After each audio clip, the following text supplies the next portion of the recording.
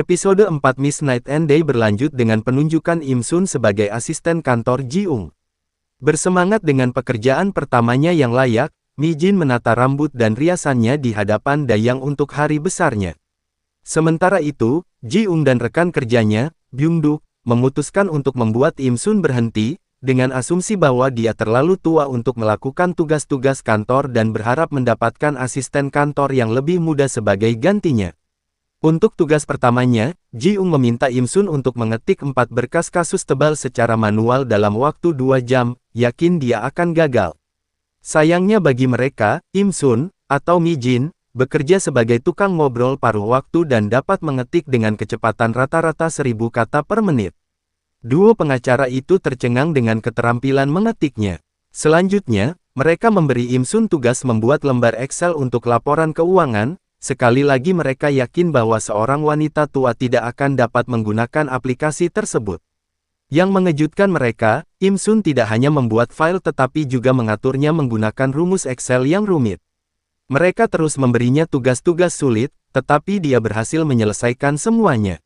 Dalam perjalanan pulang, Ko Won melihat Im Sun dan mengikutinya, tetapi dia berubah menjadi Mi Jin di luar pandangannya, membuatnya bingung. Keesokan harinya, Im Sun ditugaskan untuk mengunjungi seorang saksi yang tinggal di gunung pada waktu makan siang, tugas yang mustahil. Namun, Im Sun, seorang pemanjat tebing level 10 karena pekerjaan paruh waktunya sebagai petugas kebersihan, justru memanjat gunung alih-alih mendakinya. Duo pengacara itu akhirnya menyerah untuk mencoba membuat Im Sun berhenti. Kemudian, saat Dayang memasang selebaran untuk kucing yang hilang, Ji-ung dan Byung-duk menyelidiki kasus penyerangan dengan asam lebih lanjut. Mereka menemukan jejak fentanyl dalam darah terdakwa dan berhipotesis bahwa koyo mungkin adalah sumber jawaban mereka. Fentanyl, yang dimaksudkan untuk meredakan rasa sakit pasien, diperoleh secara ilegal dan disalahgunakan oleh para pecandu narkoba. Saat Ji-ung dalam perjalanan pulang, dia bertanya-tanya mengapa pembunuh itu kembali ke TKP pada hari Mi Jin menemuinya. Dia mencari sesuatu, atau seseorang, simpul Ji-ung. Keesokan harinya, Ji-ung meminta Mi Jin untuk menemuinya setelah bekerja tetapi juga memberi Im Sun pekerjaan tambahan. Pada saat yang sama, Ji-ung dan Byung-duk mulai curiga dengan niat penyerang asam tersebut karena tindakannya tidak masuk akal. Dia meninggalkan bukti di setiap langkahnya. Bukankah sebaiknya kamu membeli asam itu secara langsung? Tanya Ji-ung. Menyadari bahwa penyerang tersebut telah membeli asam tersebut secara daring, meninggalkan jejak digital yang mudah. Mereka memutuskan untuk menyelidiki semua transaksi yang terkait dengan fentanyl. Kemudian, Ji-ung bertemu Mi Jin, yang nyaris tidak berhasil karena pekerjaan tambahan yang harus dilakukan Im Sun. Ji-ung memberi Mi Jin perlengkapan bela diri, memberitahu dia tentang pembunuhnya, dan memasukkan nomor teleponnya ke panggilan cepat Mi Jin untuk keadaan darurat, kemudian terungkap bahwa dia juga memasang pelacak GPS rahasia di ponselnya. Tentu saja, Mi Jin terpikat dengan Ji-ung.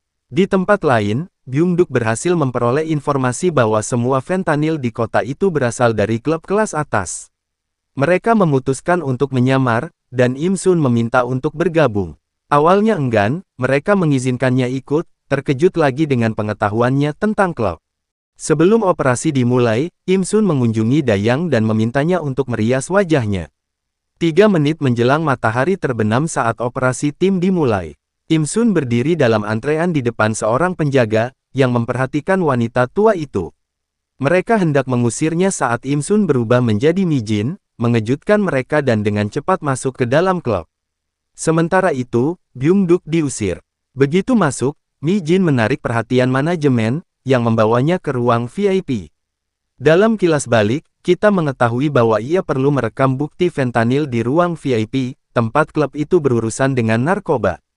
Dia masuk tetapi mendapati dirinya dalam kesulitan ketika salah satu tamu menemukan kamera tersembunyi miliknya. Pada saat yang sama, Ji-ung memasuki klub secara paksa setelah kehilangan kontak dengan Im Sun selama lebih dari 10 menit. Dia tampaknya membuka pintu VIP tepat saat tamu tersebut menyerang Mi Jin dengan mangkuk kaca.